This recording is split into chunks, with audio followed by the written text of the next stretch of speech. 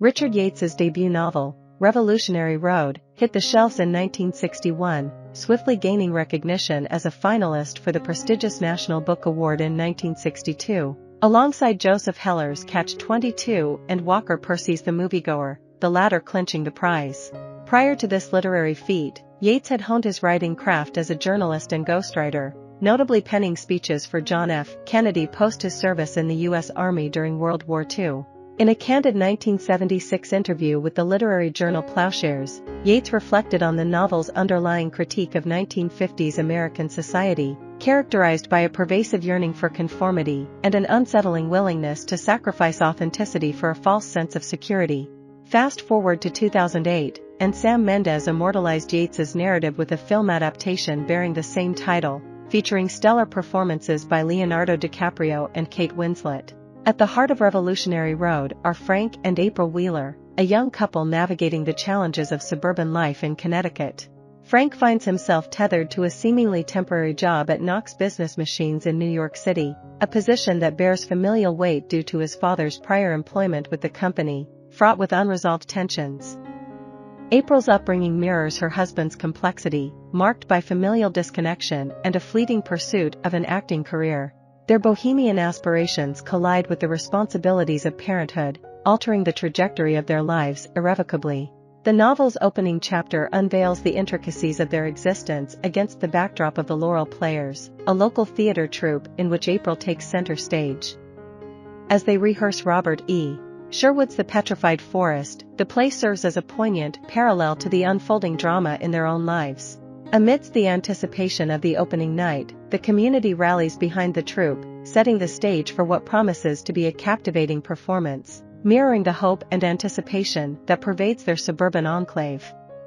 April captivates the audience with her performance, delivering a line that resonates deeply, "Wouldn't you like to be loved by me?" Nevertheless, the amateurishness of the other actors begins to surface. Lines are forgotten, cues missed. Even April's portrayal begins to waver, eventually faltering. As the curtains close, confusion lingers until a high school boy controlling the lights signals the end. Frank seeks out his wife amidst the backstage commotion. Surrounded by the cast and their acquaintances, the consensus is that despite the mishaps, the evening was enjoyable. Yet, April remains isolated in their shared dressing room. Frank, unsure how to comfort her, finds himself at a loss. April, unwilling to discuss her disappointment, implores Frank to cancel plans with the Campbells and yearns only for the solace of home. Their journey back is marred by a heated argument, laying bare the underlying tensions in their marriage. Frank perceives April as ungrateful, while she feels stifled by a life she never desired. April spends the night on the couch, her anger palpable for days to come. In the aftermath, Frank seeks solace in an affair with his secretary, Maureen Grube. Their clandestine liaison brings him a fleeting sense of vitality, validating his masculinity. Returning home to his family, greeted by April and their children on his birthday, Frank is met with an unexpected dinner and April's contrition. With renewed resolve, April proposes a radical change, relocating to France. Although not a new idea, it resurfaces with fervor. As they embark on planning their new life, Frank and April rediscover a sense of tranquility and affection, envisioning a future where April works for a foreign agency while Frank explores his own identity. As part of their strategy, the couple must sell their home, leading them into closer interaction with their neighbor and real estate agent, Mrs. Helen Giddings, and her son, John, who may be grappling with schizophrenia. Their initial encounter with John proceeds smoothly, portraying him as a jester figure who keenly critiques the flaws of 1950s American society. Initially supportive of Frank and April's aspirations, John's demeanor shifts to one of opposition as their plans unravel. The first hiccup occurs when Frank confides their intentions to one of his superiors at Knox, Bart Pollock, who, impressed by Frank's recent performance, offers him a promotion. Seduced by the promise of recognition and career advancement, Frank abandons his enthusiasm for their European venture, undermining April's desires in the process. This rift deepens when April discovers she's pregnant and suggests an abortion to salvage their plans, a proposition vehemently opposed by Frank, who views it as further justification to stay. Their relationship deteriorates, culminating in Frank's accusation of April's emotional instability as a means to discredit her arguments. One evening, during a gathering with the Campbells at a local restaurant with live music, excessive drinking leads to Millie Campbell falling ill, necessitating Frank to drive her home, leaving April with Shep, a longtime admirer harboring secret affections for her. In a vulnerable moment, April confides in Shep, expressing regret for missed opportunities in her past. Their encounter escalates to intimacy, with Shep professing his love for her. April confesses to Shep that she cannot reciprocate his feelings, because she is uncertain of her own identity and his.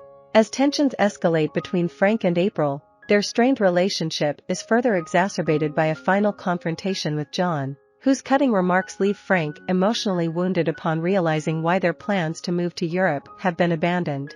John's parting blow, expressing relief at not being their unborn child, deepens Frank's turmoil.